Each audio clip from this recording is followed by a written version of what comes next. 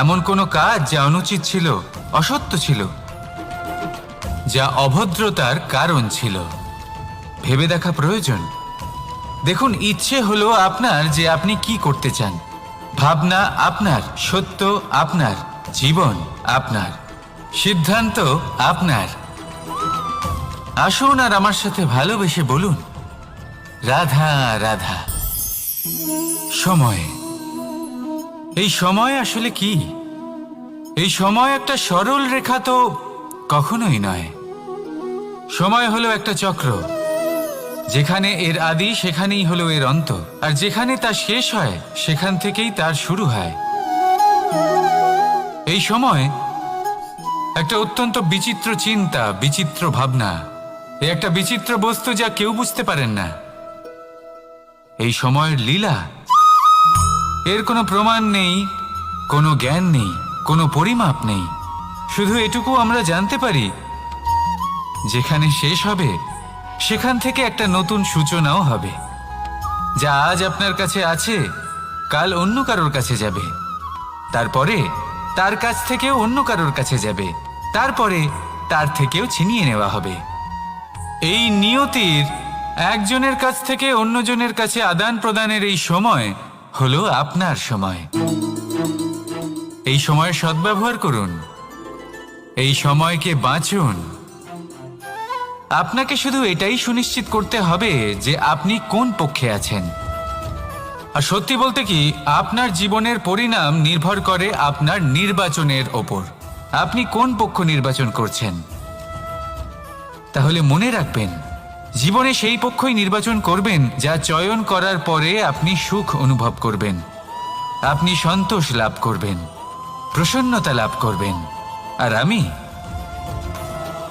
আমি এটাই সুনিশ্চিত করব যে এই পক্ষ যেন শান্তির পক্ষ হয়, এই পক্ষই যেন প্রেমের পক্ষ হয়।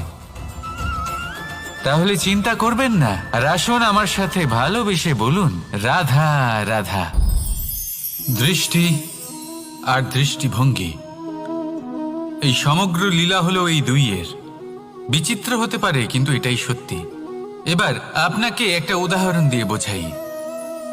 অনেক সময় আপনি কোনো ব্যক্তিকে এটা বলতে শুনবেন যে আমি আমার নিজের উপরে গর্ব করি, আমি নিজেকে নিয়ে গর্ব করি, আমি খুব ভালোভাবে আমার মা বাবার সেবা করি, ওনাদের আমি সবসময় সুখী রাখি, ওনাদের আমি একটা বাড়ি দিয়েছি, সকল সুখ সুবিধা দিয়েছি, ওনাদের জীবনে প্রত্যেক জিনিস দিয়েছি আর দেব যা তাদের প্রয়োজন।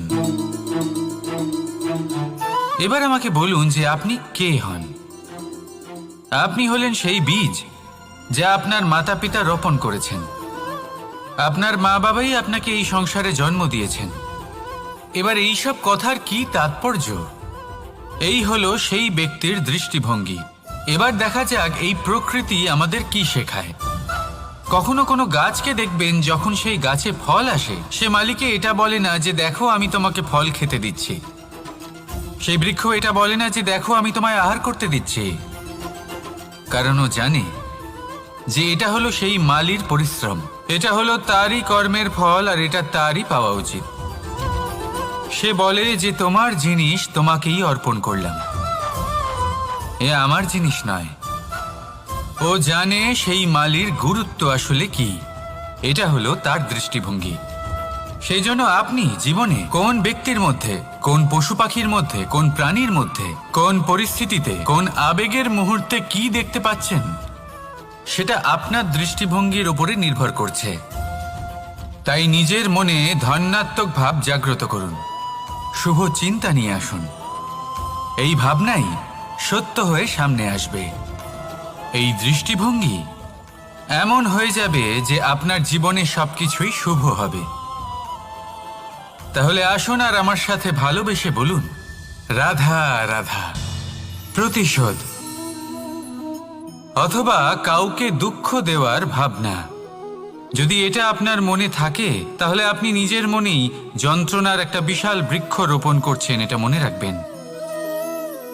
কারণ কাউকে দুঃখ দেবার এই ভাবনা, এটা হলো সেই বীজ যা আপনার মনেই পতিত হবে, আপনার মনেই অঙ্কুরিত হবে, আর আপনার মনেই একটা বিশাল বৃক্ষরূপে বেড়ে উঠবে।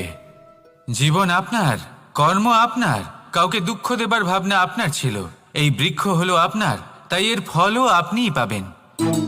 যা গ্রহণও আপনাকেই করতে হবে।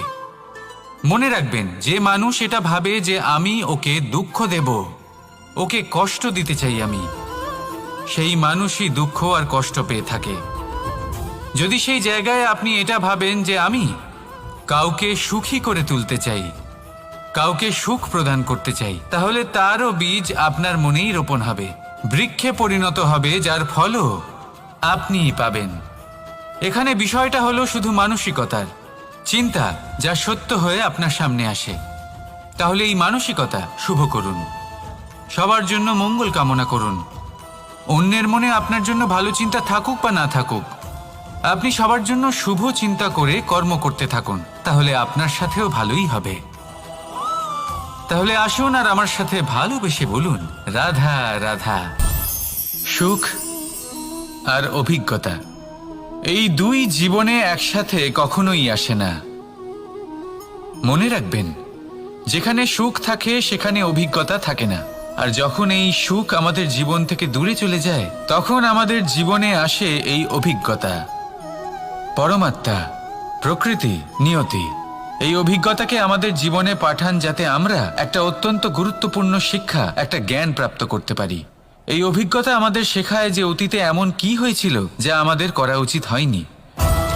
আমাদের শেখায় ভবিষ্যতে এমন কি আছে যা আমাদের করা উচিত আর কি করা উচিত নয়।